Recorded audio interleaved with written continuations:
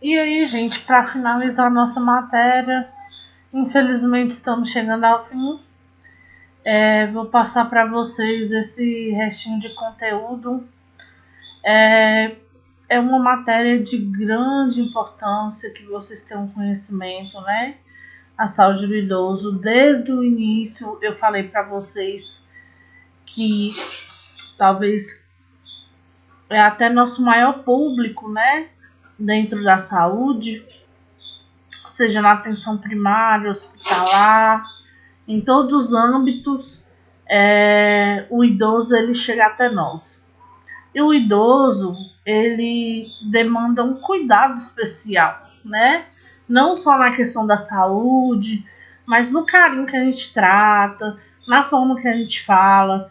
São pessoas mais sensíveis, normalmente com criação diferente da nossa, pensamentos, né, mais diferentes. Então, são pessoas que às vezes se ofendem com grande facilidade, né? Então, eu não sei se eu chegar a falar com vocês, por exemplo, na atenção primária, quando a gente renova uma receita, assim que a gente pega da nova, a antiga a gente rasga, né? Principalmente porque eles se confundem muito. Se você deixar eles com duas receitas, nossa, vai juntando, dá muito trabalho. E aí um dia teve um idoso que reclamou com a gente de saúde que era uma falta de respeito, que estava rasgando a receita deles, né? Então, se era uma receita antiga, era papel, era lixo. Então, a gente começou a ter esse cuidado maior. Porque realmente tem pessoas que não gostam que fazem isso. Então, são pessoas mais sensíveis, né? Ao longo desse matéria, eu quis conscientizar vocês em relação da importância que o idoso tem no nosso meio, né? Como eu falei para vocês desde a primeira aula, são pessoas que nós iremos nos tornar, nós chegaremos nessa idade. É muito importante que nós tenhamos respeito, e principalmente aos direitos deles, porque serão nossos direitos dos nossos pais, né? Então, assim, é fundamental que nós conheçamos cada um desses direitos para que nós possamos fazer valer, né?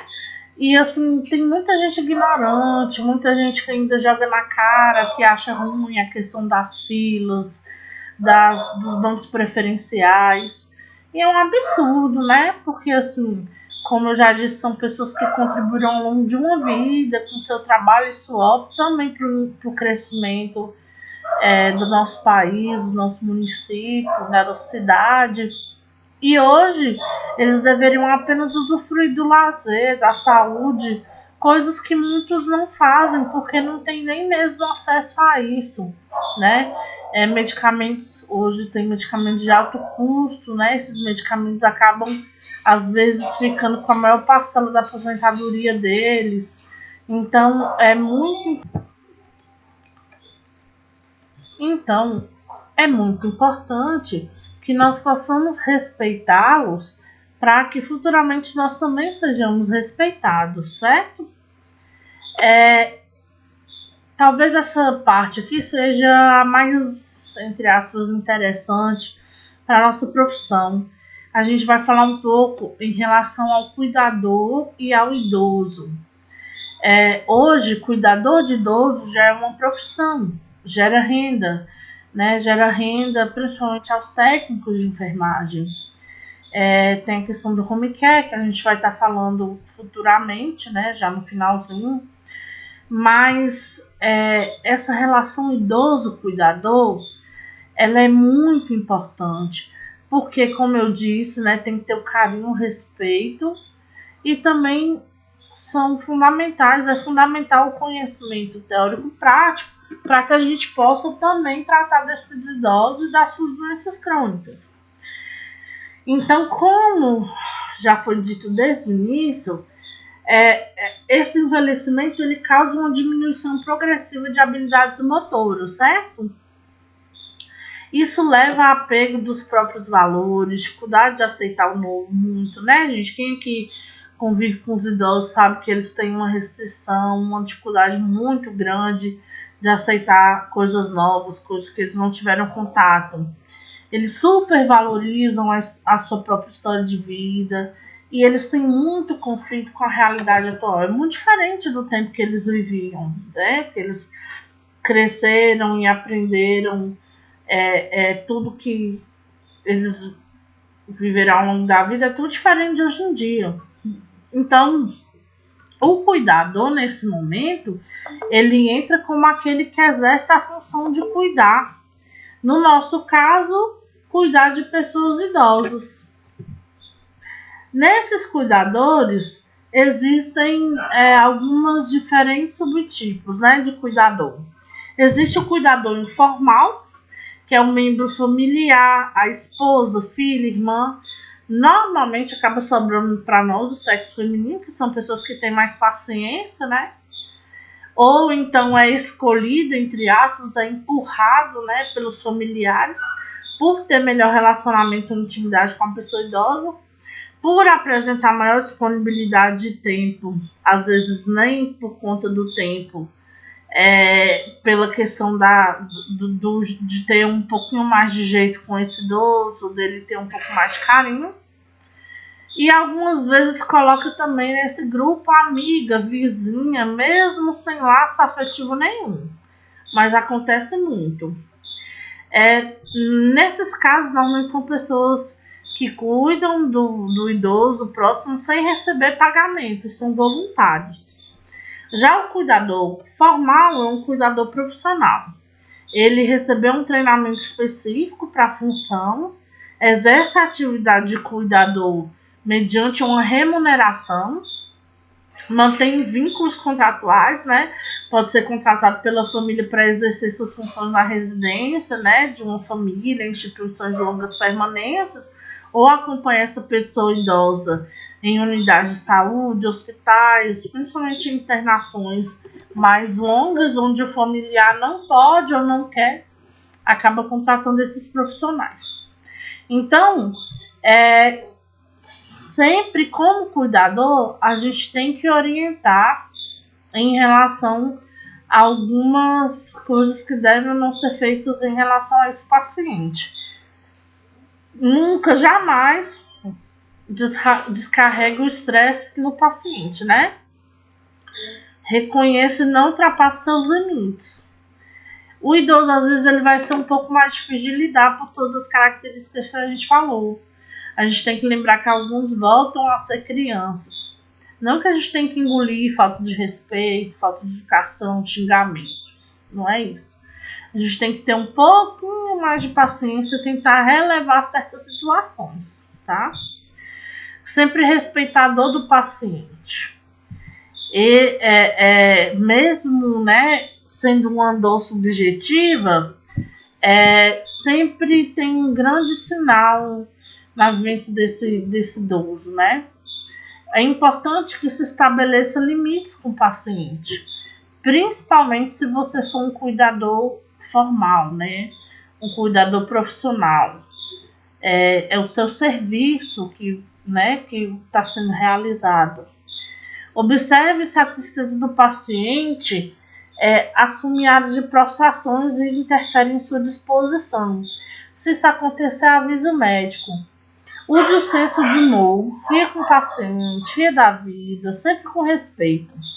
Procure proporcionar o bem-estar e satisfação com a vida.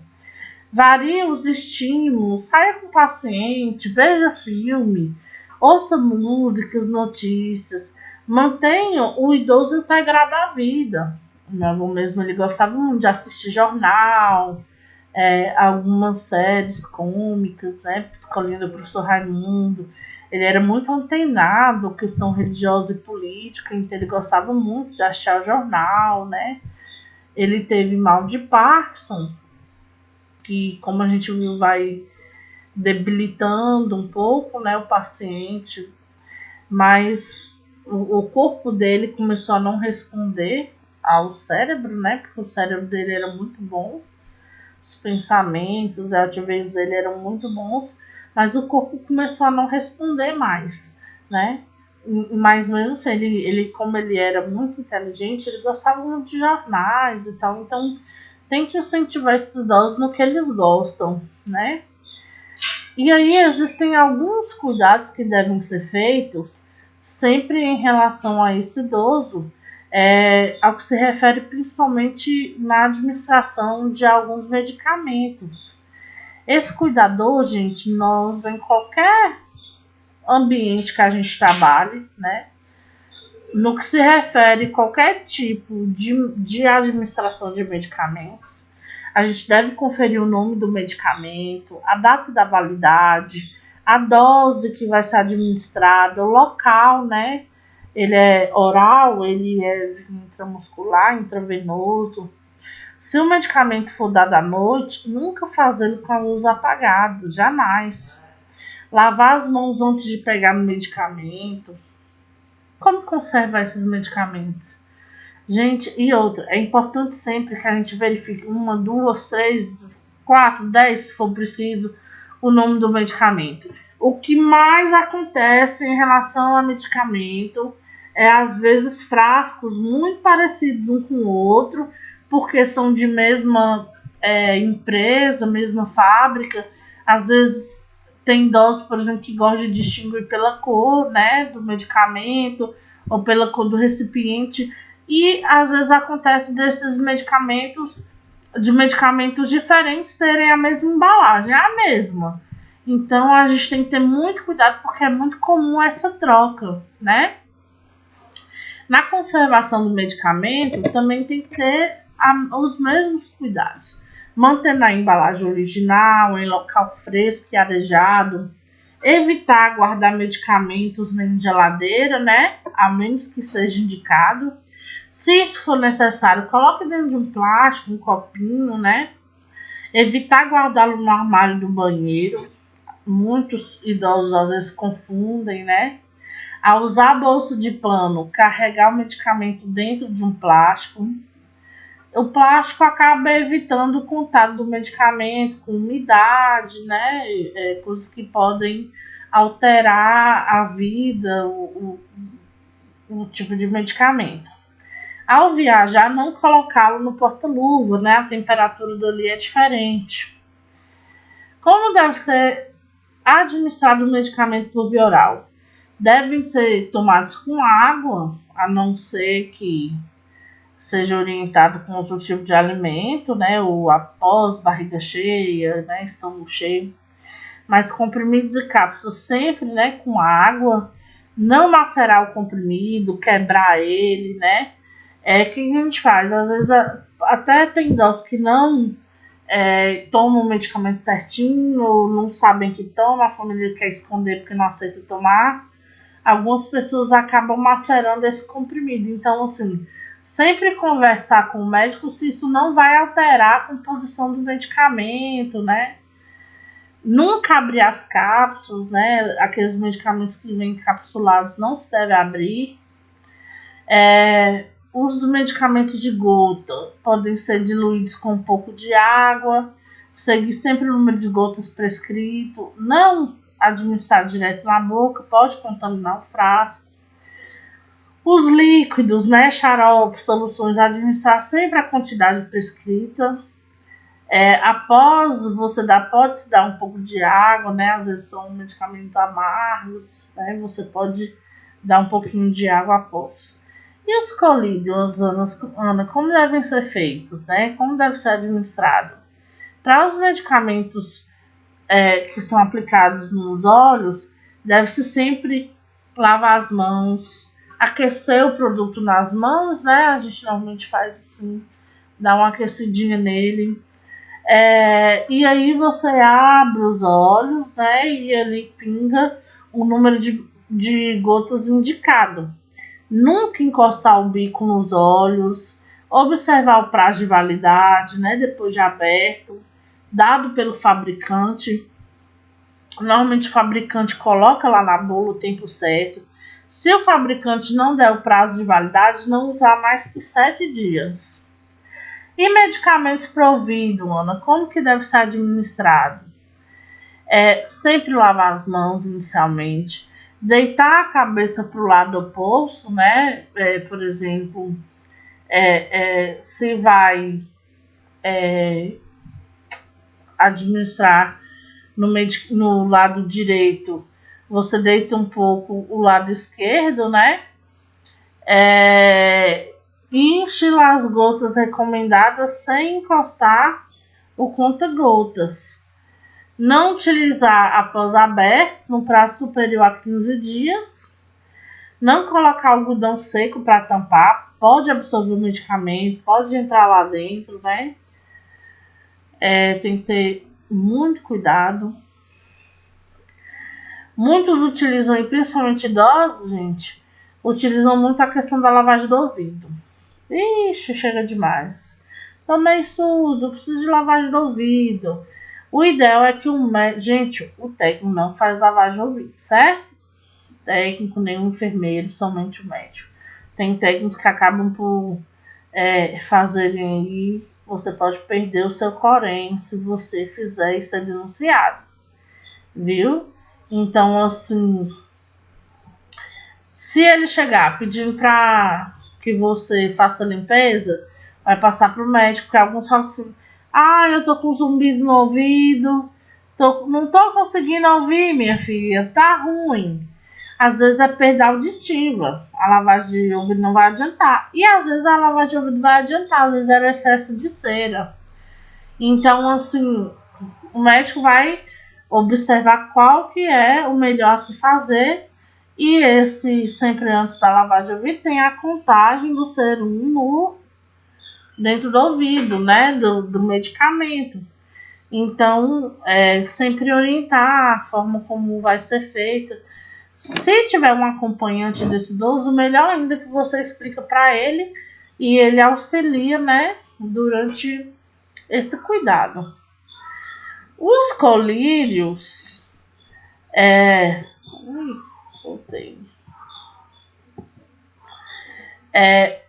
os medicamentos de uso nasal devem normalmente sempre lavar as mãos, pedir o idoso para caçar o nariz, né, tirar qualquer resto que tiver dentro, estender a cabeça para trás e manter por 1 minuto após aplicar o medicamento. Então você aplica e pede ele para esperar um pouquinho com a cabeça elevada para trás.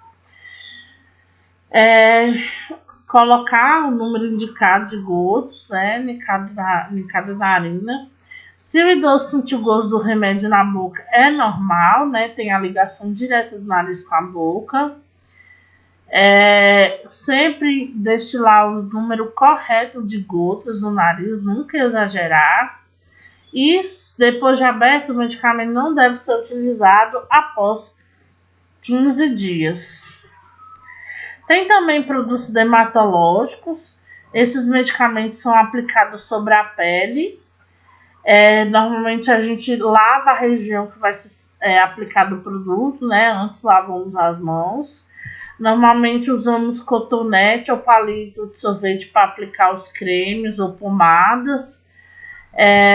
Se você sentir cheiro ácido muito forte, se na bula não falar nada sobre isso, o conteúdo deve ser desprezado, pode ocorrer alguma queimadura, algum processo químico ali naquela pele, né? E aí tem também o uso de supositórios, normalmente por via retal. Inicialmente você lava as mãos, retira o supositório do invólucro, né? Com a pessoa deitada de lado, você introduz o medicamento no ânus, você junta as nádegas por alguns instantes. Se o supositório sai inteiro, você tem que colocar outro, porque esse supositório normalmente ele dilui lá dentro o material. Né, tem o que você enfia, tem o que você libera lá dentro. Se o supositório estiver amolecido, você pode colocar na geladeira para endurecer melhor mais um pouquinho. E na hora de diluir lá dentro, ele fazer o efeito correto. E aí você vai observar, se esse paciente for um paciente que consegue deambular, andar, você vai orientar ele para que coloque, né, o supositório e vá ao banheiro, porque ele vai sair. Alguns vão utilizar fraldas, porque tem alguns que é muito rápido. Entrou o supositório, já vem fezes com tudo. Então tem que sair da reta. E aí vem os banhos de leitos, né?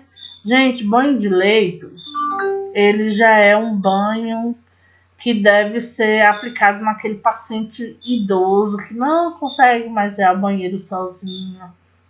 Ele não consegue tomar um banho em pé, né, ou sentado. Então você tem que proporcionar esse conforto e bem-estar para ele. Não pode ficar sem banhar. Então você vai remover as sujidades da pele, os odores desagradáveis. Com esse banho de leite você estimula a circulação, remove células mortas e micro-organismos, favorece a transpiração. Normalmente são pacientes que não conseguem se locomover, né? Isso daí vai proporcionar a melhora da autoimagem, porque promove o relaxamento, né? O sentimento de bem-estar. Estimula toda a circulação, né? Por conta da água morna no corpo e a massagem corporal durante a fricção da compressa na pele. Quem faz? Normalmente é o enfermeiro ou técnico de enfermagem. Se for em um hospital, algum lugar assim, sempre tem o fluxo, né, do profissional que vai fazer isso. Só é contraindicado em pacientes hemodinamicamente estáveis, né, e conforme orientação médica naqueles pacientes que possuem algum problema neurológico que o médico pede para que não seja feito. E aí, esses banhos, ó, a diferença do no leito, que é usado para pacientes acamados em repouso absoluto, o de aspersão, que é o banho de chuveiro, o de imersão, que é na banheira, e de ablução, que é você jogando pequenas porções de água na pessoa. O banho de leito, gente, você deve tratar com muito carinho. Ele envolve humanização, crenças, ética, privacidade. Valoriza o respeito aos valores. Então, assim, aquela pessoa que está recebendo o banho, se for uma pessoa que está consciente, ela está muito envergonhada. Pode ser uma situação transitória, após uma cirurgia, pode ser uma situação crônica de um acamado. Então, você tem que sempre tratar aquilo com normalidade, mas respeitando a intimidade dessa pessoa. Sempre orientando ela em relação ao que você vai fazer, comunicando, né, tudo que vai ser feito e explicando para o paciente todos os procedimentos que vão ser feitos. Você tem que se preocupar com a satisfação do paciente, com o toque, né? Então, algumas pessoas falam assim, chegaram tirando minha roupa, quase todos os dias, não pediram orientação, muitas vezes foram abrindo minha camisa, tirando minha roupa, sem pedir licença. Então acontece muito, né? E o paciente ele se sente agredido, ele se sente invadido, né? Não se pode fazer isso. Você tem que chegar, oi fulano, tudo bem? Meu nome é fulana, eu vou fazer o banho de leito no senhor ou na senhora, ela é feita de tal forma, qualquer incômodo você pode falar. Lembrando que isso deve ser feito até pessoas que estão desacordadas, né? Você não sabe se ela está escutando ou não. E para isso a gente vai usar toalha de rosto, uma toalha de banho, roupa de cama, compressas, sabonete do paciente ou sabão líquido neutro, roupas do paciente ou avental da instituição, a comadre, luvas de procedimento, o hamper. O hamper ele é para desprezar os tecidos, né? Lençóis molhados e roupas. Se tiver mais de uma pessoa no quarto, o biombo, né? A gente respeitando ali a intimidade do paciente. 2 bacias e sempre manter o máximo de privacidade do paciente. Viu, gente? Sempre. É muito importante isso. Normalmente você vai observar sempre a temperatura, a ventilação do ambiente, né? Tem que estar agradável para o paciente. Não pode estar muito frio ou muito quente, né? De preferência sem corrente de ar. Mantendo sua privacidade. Lavar as mãos e providenciar o material necessário. Levar o material para o quarto. Colocar esse material em ordem de uso em cima da mesa. explicar para o paciente o que vai ser feito, vestir aventais e luvas em você para se proteger também de qualquer sujidade, água. Iniciar soltando o lençol debaixo do paciente, expondo o mínimo possível. Durante a hora eu vou mandar para vocês um videozinho mostrando como que faz esse banho de leito. Normalmente são utilizados, como eu falei, duas bacias, uma para molhar as compressas com água e sabão, a outra para enxaguar com somente água. Então você vai seguir ali uma sequência de lavagem do corpo, gente. Você vai umedecendo, né, a pele com aquele paninho e depois secando, né? Repetir quantas vezes for necessário. Então você começa pelos cabelos, né? O rosto só com água, orelha e pescoço, braços, mãos, tórax e abdômen, pernas e pés e depois, por último, genitais e perínneos com água e sabão. Então você viu que você começa de cima para baixo, só que tem a questão ali dos genitais e perínneos que vão ser lavados por último, por consequência de ser um local mais contaminado, com mais sujidade. Lavar e enxaguar genitais e períneo com uma nova compressa, com auxílio da comadre, né? Então você põe a comadre, lava ali aquele local, deixa escorrer a água dessas áreas para a comadre, troca de compressas de lavagem, né? Quando necessário. Lateraliza o paciente, lava e enxágua sempre pescoço, região posterior, dorso, região glútea, períneo posterior. Troca a água da bacia sempre que necessário. Preservar a intimidade do paciente, descobrindo apenas partes a serem lavadas. Então sempre, gente, você vai descobrir apenas onde vai ser lavado ali no local. Solicitar ao paciente que ele mesmo realize a higiene das partes íntimas, se ele conseguir. Se não, você pede licença, pede permissão. Hidrata o dorso e pontos de apoio com hidratante padronizador do paciente. A gente usa muito óleo de girassol, né? Senão a gente observa qual hidratante que pós-banho essa pessoa vai usar. E aí você inicia a troca de roupa de cama logo após o término da lavagem. Quando vocês forem para a prática, lá vocês vão aprender direitinho.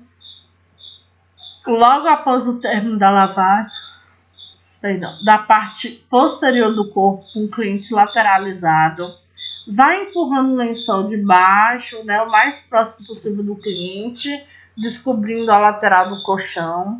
E aí você vem com o lençol limpo sobre o colchão e tem a proteção impermeável, né, que normalmente tem nas camas de hospitais, e o lençol móvel. Lateraliza o cliente para o lado oposto, retira o lençol usando e vai puxando o lençol limpo. Assim parece um pouco complicado porque a gente não está visualizando aqui, mas quando a gente assiste um vídeo que a gente vê no momento é muito tranquilo. Colocar os lençóis usados no hamper, né?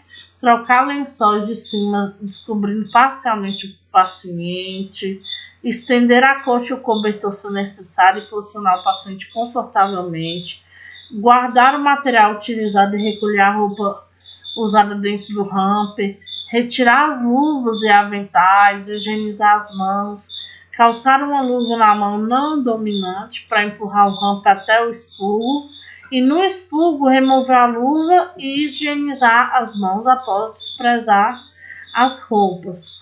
Após isso, você checa na prescrição de enfermagem que foi feito o banho de leito e anota todo o procedimento realizado com aspecto de pele, se houve intercorrências, qualquer operação que se viu durante o banho, né?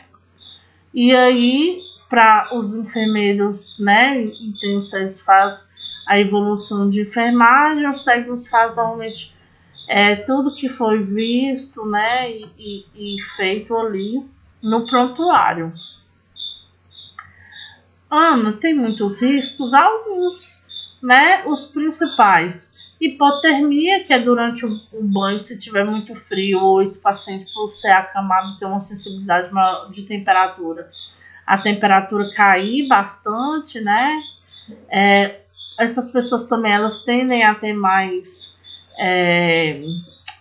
pneumonia, então pode ter uma instabilidade no padrão pulmonar, instabilidade hemodinâmica. Se não tiver pessoas ali te auxiliando, você tendo uma segurança maior, você pode derrubar o paciente e tem um risco de perder os artefatos que estão conectados naquele paciente, sondas, catéteres vasculares, drenos, né? Então, gente, sempre fazer aquela interação com o paciente, né, durante o procedimento. Evite conversas paralelas que não seja com ele, para ele se sentir ali que naquele momento você está fazendo de tudo por ele está se sentindo bem nas suas mãos, está se sentindo respeitado, valorizado. Evitar mãos frias, prestar atenção no toque do corpo paciente, tomar cuidado para que as águas não atinjam o ouvido, nariz. Caso o paciente for idoso, evitar fricção na pele, né? Pode acontecer de sair com facilidade. E hidratar sempre a pele, pois ela é mais ressecada devido à falta de oleosidade natural da pele. Nunca jogar roupas de cama no chão. Sempre que possível, o banho de leito deve ser feito por 2 pessoas. Gente, é muito importante isso. Com o tempo, se você for dar banho de leite sozinho, chega um momento que você não aguenta mais. Não tem coluna que aguenta. Às vezes são pesos mortos, porque são pessoas ali que não se locomovem, então são pessoas pesadas, né? Durante o procedimento, devem ser observadas as condições de pele, saliência óssea, para prevenir a úlcera por pressão. Então, o mais importante é que sempre ali após esse banho, você coloque, a gente às vezes coloca algumas luvas com água nas proeminências ósseas desses pacientes, ou então algum travesseiro. Nunca deixar que que os ossos friccionem um no outro, faça pressão um no outro, porque isso pode contribuir muito para a úlcera por pressão. E também ao arrastar, né? Nunca arrastar esse paciente no lençol, isso pode causar fricção da pele e causar algumas fissuras, algumas feridas, né? Escaras que podem piorar ao longo do tempo.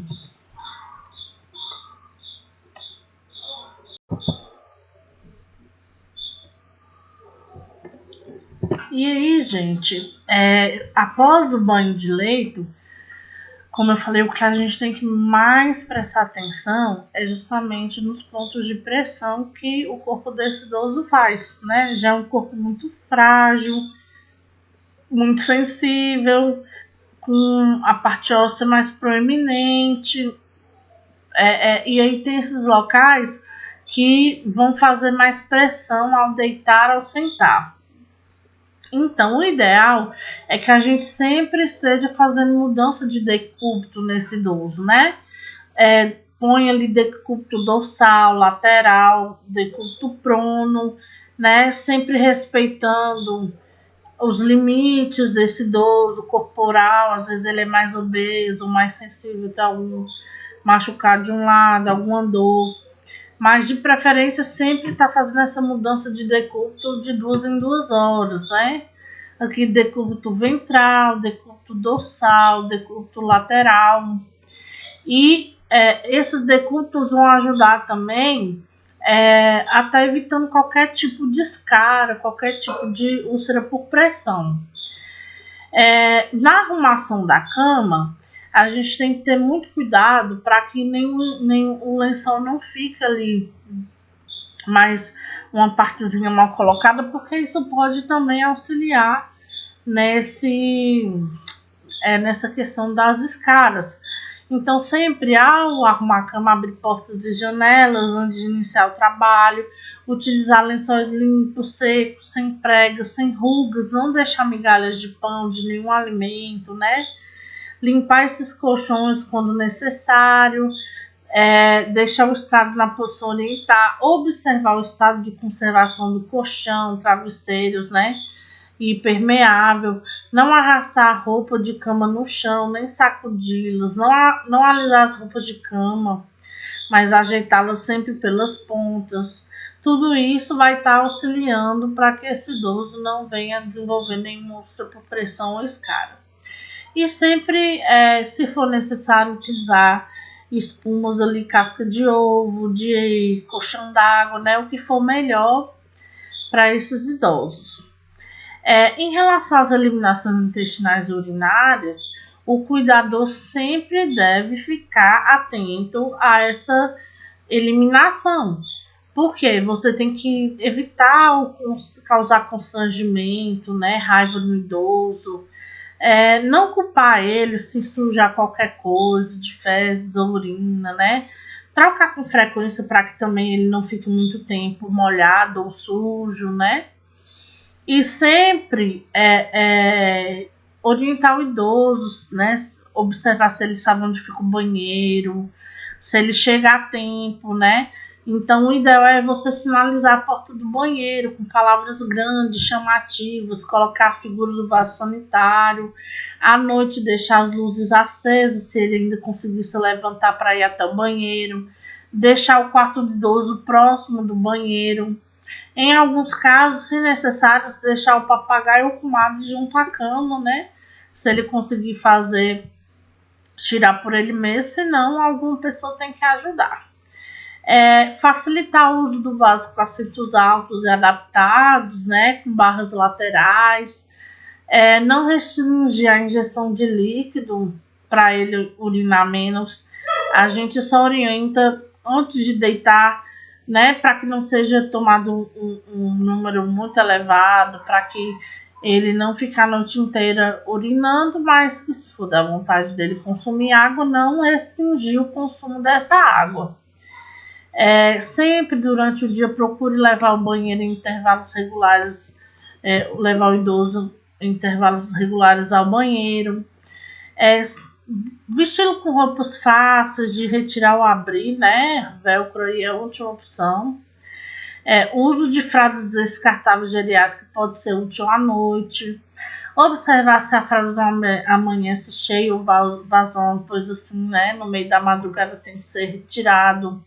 Se o idoso não consegue ir no banheiro devido a algum tipo de problema, essa fralda geriátrica vai ter que ser usada ao longo do dia e da noite, né? Mas sempre observar para que essas fraldas não fiquem molhadas em contato com o corpo muito tempo para evitar assaduras e feridas, né?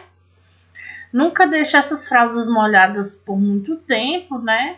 Essa boa higiene em cada troca é muito importante, com o uso de água e sabonete para retirar os resíduos de fezes e urina. Nas mulheres, como eu já falei, essa má higiene pode causar infecção urinária, então sempre limpar a região anal de frente para trás, né, da vagina para o ânus. Isso vai evitar levar fezes para o canal da uretra, né, contaminando a urina. E lembre-se, né, que se esse idoso se mantiver agitado, tiver qualquer tipo de agitação, pode ser um sinal de que esse idoso quer urinar ou evacuar ou já esteja molhado ou sujo, né? Evitar o estresse no idoso, manter hábitos alimentares regulares, ingestão suficiente de fibras e líquidos, exercícios diários, né? São fatores que ajudam no controle das eliminações intestinais e urinárias. E o uso de medicamentos como tranquilizante, composto de ferro, diuréticos, pode ser a causa também das alterações dos hábitos intestinais e urinários, né? Então, sempre garantir com o médico se pode ser dado ou não. O sono, em relação ao envelhecimento, ele tende a mudar bastante, né? Causar bastante distúrbios de sono. E pode ser por diversos fatores. Pode ser por doenças orgânicas, né? A pessoa ela pode ter um insônia com mais facilidade. Medicamentos que a pessoa está tomando. Por exemplo, o hidroclorotiazida. O hidroclorotiazida ele abaixa a pressão através da liberação da urina, né? Então, ele só deve ser tomado na parte da manhã. Tem gente que confunde tomar à noite, tem gente que toma à noite também. Isso faz com que a pessoa urine o tempo inteiro, né? Vá ao banheiro ao longo da noite inteira. Então, às vezes ela não sabe disso e tá ali perdendo o sono ao longo de toda a noite, né? Doenças psiquiátricas, alterações primárias do sono, né? Estresse, ansiedade, depressão, tudo isso pode causar alteração no sono. Esse sono, normalmente, o envelhecimento, ele já tem essa alteração no sono vigília, né? Mas, como eu falei, muitas drogas prescritas, eles podem perturbar o sono. Então, os profissionais de saúde devem sempre, né, perguntar ao idoso se ele está dormindo bem. Às vezes ele chega com a pressão alta, você pergunta, mas e à noite? Dormiu bem? Está estressado? Por quê? A privação de sono ela pode causar muita sonolência, fadiga, falta de vigor, ansiedade, irritabilidade, falta de concentração, confusão, lapsos de memória e acidentes, defeitos da compreensão da linguagem verbal, né? E aí a gente tenta tratar primeiramente esse idoso sem medicamentos, né? Então você mantém horários, né, constantes para dormir e acordar. Normalmente, final de semana, se ele dorme ao longo do dia, isso muda o sono. Então, você orienta ele a dormir somente o necessário, manter-se acordado e deitado por muito tempo na cama. Isso não vai melhorar a qualidade do sono. Então, você deve interagir com esse idoso, tentar fazer com que ele faça algum tipo de atividade. Esse quarto do idoso não pode ser utilizado para trabalhar, estudar ou comer. Quem tem insônia deve evitar ler e assistir a TV antes de dormir. Sempre orientar o idoso para que ele não troque a noite pelo dia, né? E evitar dormir ao longo do dia. Às vezes ele vai tirar uma sonequinha ali depois do almoço, meia hora, 1 hora, mas se ele dorme muito tempo, vai chegar à noite, né, que ele vai perder completamente o sono.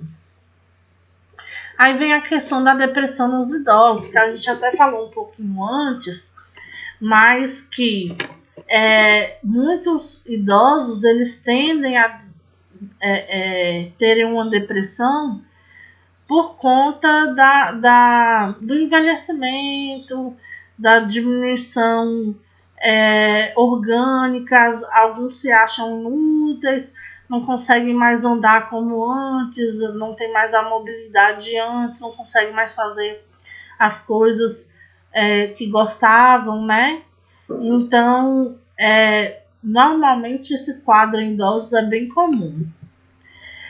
Alguns relatam dor na alma, dor lá no fundo, ninguém me entende, pra que viver, não sirvo mais pra nada, me arrumar pra quê?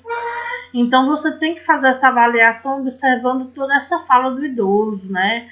Às vezes ele se mantém quieto, demonstra tristeza profunda, pode apresentar edema nos membros inferiores, parece não se importar com a temperatura, tem dificuldade de conciliar o sono, o rosto voltado para o lado, acorda nas primeiras horas da manhã. Tudo isso são sintomas de depressão. E isso normalmente pode levar ele ao risco ao suicídio, né? Ele não consegue mais desenvolver o seu papel em casa, fica triste, apático, não consegue realizar seu autocuidado, a nutrição afeta, o risco de solidão é maior.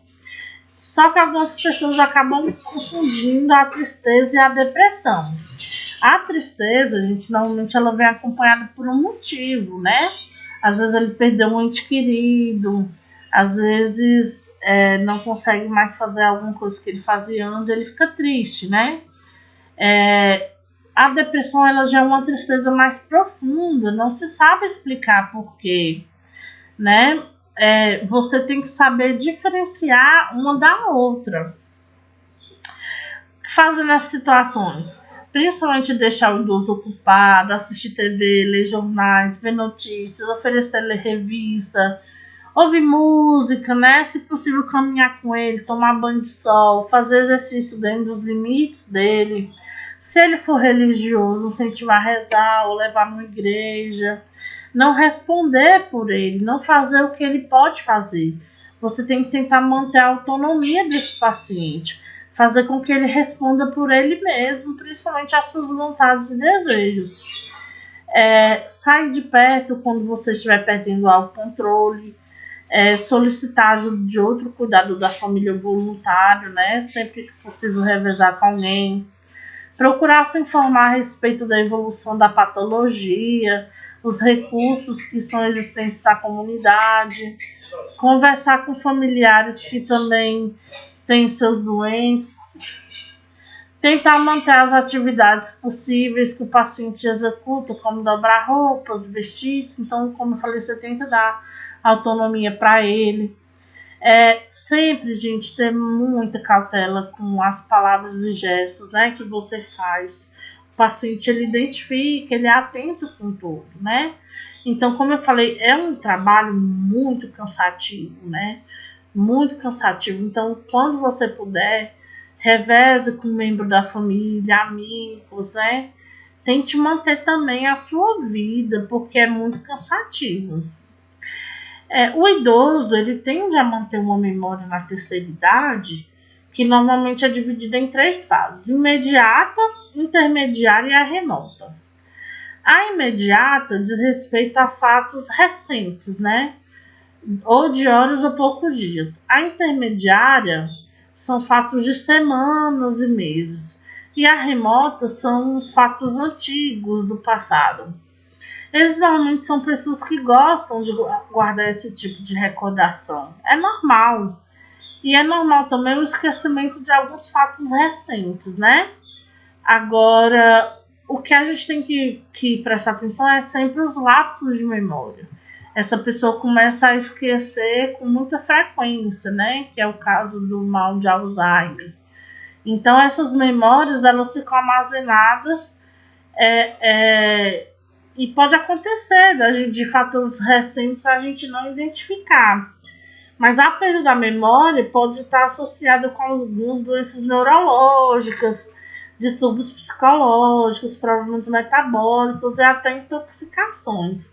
Então, como eu disse, sempre observar se a pessoa está mantendo a memória, se ela não está confundindo um com o outro, né? Essa memória, ela pode ser, perda de memória pode ser fisiológica, mas também pode ser afetada com má alimentação, alcoolismo, tabagismo, uso de drogas, estresse e cansaço em excesso. E aí, gente, vem pra gente finalizar a questão dos cuidados oferecidos em home care. Ana, o que é isso? Home care significa cuidado em casa. É uma assistência à saúde caracterizada pela prestação de serviços na residência das pessoas. É um modelo assistencial extra-hospitalar, né, onde tem grande significado para o sistema de saúde. Existem 3 modalidades de home care: internação, hospitalização domiciliar, assistência domiciliar e atendimento domiciliar. Esse home care, ele contribui muito para a redução das internações, redução dos custos de tratamento, menos infecções hospitalares, recuperação com mais qualidade e efetividade, melhor entendimento do problema do paciente e família, possibilidade de emprego para maior número de profissionais da área da saúde, né? Gera muita renda, principalmente em capitais. Esses serviços, eles são prestados aos pacientes que superam a fase aguda do processo, normalmente internado, mas ainda precisam da clínica, né, delicada, o cuidado em casa. São portadores de doenças crônicas, né, que precisam de cuidados com baixa complexidade, né, o caráter paliativo. Alguns atendimentos podem ser realizados a domicílio, quando os pacientes têm dificuldade de locomoção, como fisioterapia, odonto, coleta de exames, curativos. Consiste em acompanhamento e cuidados de enfermagem, visitas médicas esporádicas, fisioterapia, controle nutricional, psicoterapia, tratamento de feridas, tratamento da dor, reabilitação, educação para uso de próteses. Então, são várias as situações que podem ser utilizadas, né? Também exames de rotina para doenças crônicas, vacinação, educação alimentar, assistência ao idoso, ao deficiente físico. Atendimentos de curta duração com marcação prévia, né, como consultas profissionais, curativos, pequenas suturas, pequenos procedimentos, exames laboratoriais, que a gente faz muito na SF, isso, né? É indicado para convalescência, situações de baixa gravidade de risco, doenças crônicas que necessitam de cuidados de enfermagem, pacientes terminais, paliativos, né, crianças e idosos que se ressentem mais do afastamento da família, pacientes de saúde mental. Então, essas internações domiciliares, elas vão baixar muito os custos em hospitais, liberam leitos, né, mais rapidamente. O lugar é mais confortável para a pessoa, ela está em casa, está em família. Então, se ela puder receber, se for liberada para esse tipo de serviços, ela não tem restrição alguma, né? Melhora a autonomia do paciente e da sua família. É muito complicado a família ficar acompanhando 24 horas no leito de hospital.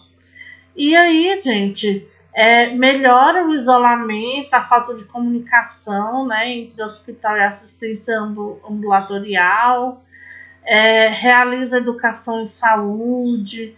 Então, são vários os benefícios, né, do home care. A residência, ela é mais fácil de promover saúde. Você tem um contato direto, aquisição de conhecimentos, modificações de hábitos e atitudes negativas, beneficiar as condições de saúde e cuidados pessoais, ensina, cuida e ensinando e ensina a cuidar. No nível de domicílio, você consegue avaliar o lar, as condições do cuidador para garantir o conforto do cliente, a segurança do sistema, né? Você estima o número de visitas ou episódios de cuidado domiciliar necessário para o tratamento. Explica ao cliente e à família sobre a assistência domiciliar, os respectivos papéis dentro desse sistema. Estabelece a relação de ajuda com o cliente e família. Treine e supervisiona o cuidador por meio de instruções detalhadas e estratégicas, né, de ensino-aprendizagem. Revisa o histórico de cada visita domiciliar, revisa o diagnóstico a cada visita, né? Assegura o máximo de cobertura clínica para o cliente. Você consegue prescrever planos de cuidado para que as respostas do cliente e família a esse problema de saúde e doença venha a ser mais eficiente, conforme indicado, né? Assiste à demanda de cuidado especializado profissional que não pode ser prestado pelo cuidador da família, caso necessário. Identifica as barreiras ou dificuldades de conta alta. Avalia resultados do cuidado implementado em conjunto com o cuidador, visando o progresso do cliente em relação à alta. Mantém o cliente e a família informados sobre os diagnósticos, tratamentos e evolução. Então, você consegue ser uma ponte, né, entre a família e o cuidador, a cliente e família, né? Você consegue observar mais de perto ali o cliente e a família, e você consegue observar o tratamento ali com mais cuidado. Sempre mantém atualizados os registros dos prontuários, né? Hoje em dia existem mais de 150 empresas de home care operando no Brasil, são muitas. Disso daí varia muito dos atendimentos domiciliares de profissionais, né, urgência e emergência, e já são serviços regularizados pelo Ministério da Saúde, né? A grande importância é a gente lembrar que dentro do home care também existe um código de ética, que é você agir de maneira segura, que inspire confiança, honestidade, respeito dos pacientes, dos empregados, dos colegas profissionais, das organizações públicas em geral e do sistema de entrega de serviços de saúde. Proteger e preservar os direitos humanos de cada paciente, acreditando que os direitos humanos de cada paciente, né, do ser humano são edificados com uma boa base fundamental de princípios. Então você tem que respeitar a vida, né? Todas as vidas são preciosas. Você deve propor autonomia, né? A pessoa tem que ter a decisão própria. Nós devemos sempre fazer o bem, o dever de não causar danos físicos, né? Morais ou espirituais.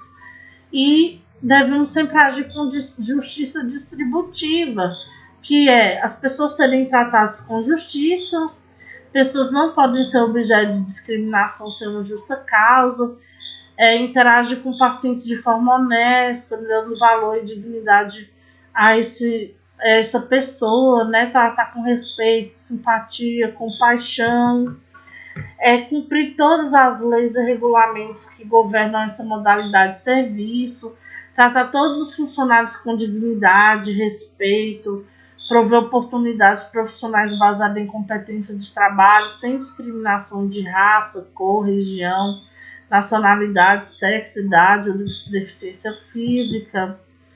E, para finalizar, né, gente,